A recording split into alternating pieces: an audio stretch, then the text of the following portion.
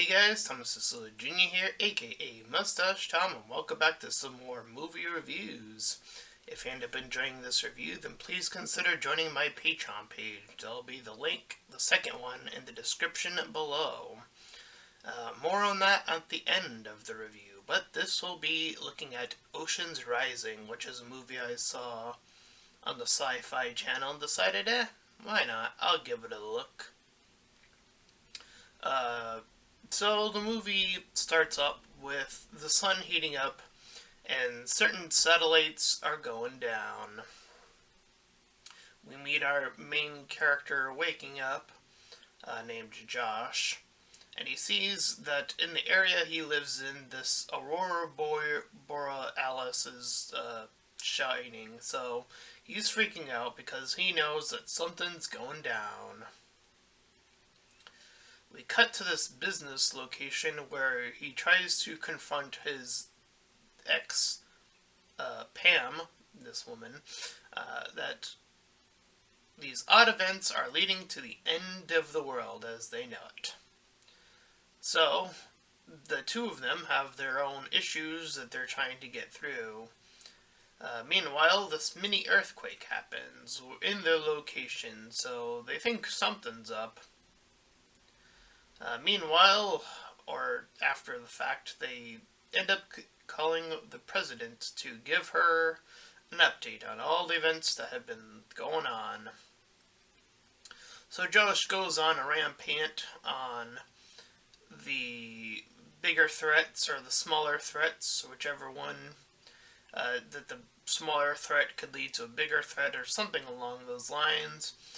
And he says that the solution is to create, and yes, this is what they have in the movie, two black holes to jumpstart the core.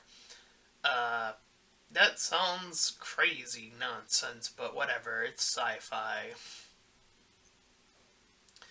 But another earthquake goes off, and the two of them, when returning home, continue to argue about what they're trying to accomplish here. Pam wants to help in her own way, and Josh wants to kind of flee after being told that his plans or this whole thing was ridiculous. So 3 years pass, and after that, the water is rising and it's colliding into them in certain locations. And Pam sees this information on the news and eventually meets up back with Josh. He's on his boat getting ready to leave, as he had wanted to do, and she wants to help out others, but the water is again rising in their location, so the two of them hook under and get on the boat. Josh gets hooked under for a bit, but manages to surface up. They kiss and make up, but they still argue about what they want to exactly do now that they're there. They manage to save quite a few people as they're sort of boating around. And then, in a odd moment, the heat that is outside increases, but only it seems to affect a small area that they are in. So, as they're talking about their strategy, the one from the meeting of the black holes, Joss claims that he doesn't even know if that was going to be a safe idea. It was kind of more hinging on the hope that that would be a miracle shot. And the people there feel a little hopeless, as they're just sort of sitting there waiting to see what's going to happen. So,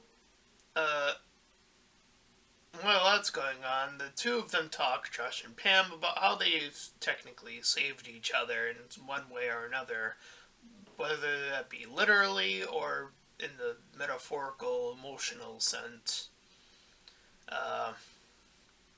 And while they're traveling, the tensions of the people on board get a little bit more tense, as, they're waiting there for a while.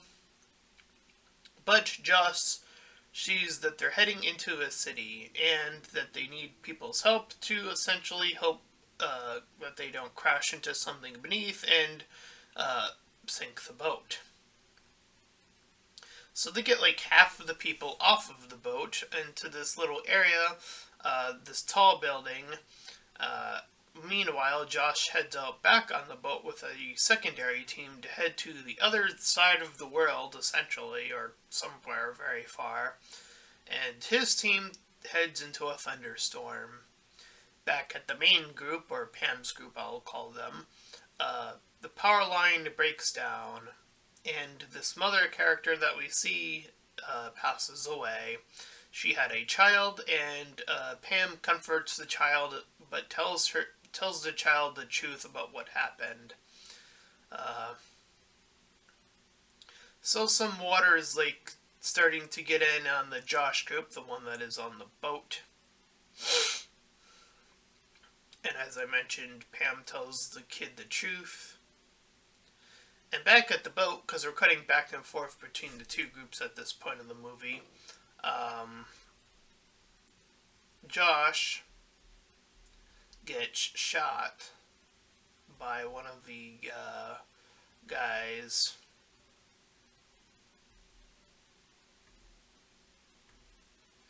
So, after getting shot, he quote-unquote quits that person in charge. But he ends up asking for Josh's help anyway, so nothing really changes. So anyways, the boat team talks about their plans about tossing stuff over, although they never show it, and Pam checks on the sun again. So, meanwhile, Josh's team finds land, and they're driving up to their location, and they meet back up, and they're able to talk to each other through these cams. So both groups are firing their black holes as their last-ditch effort to turn back on the Earth's little shield, its little invisible shield. I haven't done science in a long time, so I forget the name of the actual sphere that takes place in, the one that protects us from getting crisped by the sun. But that's essentially what they're trying to turn back on. Anyways, Pam's team runs because their base is getting overloaded first. So they're overshooting it. So Pam runs outside to cut off the power so that the two black holes don't overpower each other and then stuff blows up. So the kid calls Josh, telling Josh the bad news, but it ends up being a fake out. Pam ends up living, and the two tell each other over the phone that everything will be a-okay, even though, like, the majority of the world is underwater, or at least the area that Pam's team is, or Pam's team is in. Yeah, Pam's team. Sorry, I had to think about that for a second. And that's the end of the movie Ocean's Rising, at least the summary part. It's a pretty typical end of the world slash one of those disaster movies with the cliche of the main couple being a thing but having issues. That's been done before. The science talk in this movie is a bit baffling, a little bit. Creating two black holes to try to save the world, but whatever. In that regard, as far as we see the end of the movie, they try to seem it appear to be as hopeful as possible, though again, the shot that we see is this little dome of like where Pam's group is, and then they're surrounded by water. So population is a big question, and there's other stuff that's unresolved by the end of the movie.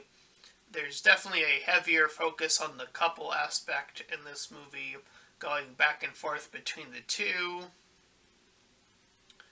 Uh, and just them trying to save everyone through their means and their slight bickering, but ending up getting through it all. Uh, it's kind of a meh movie. I wouldn't say there's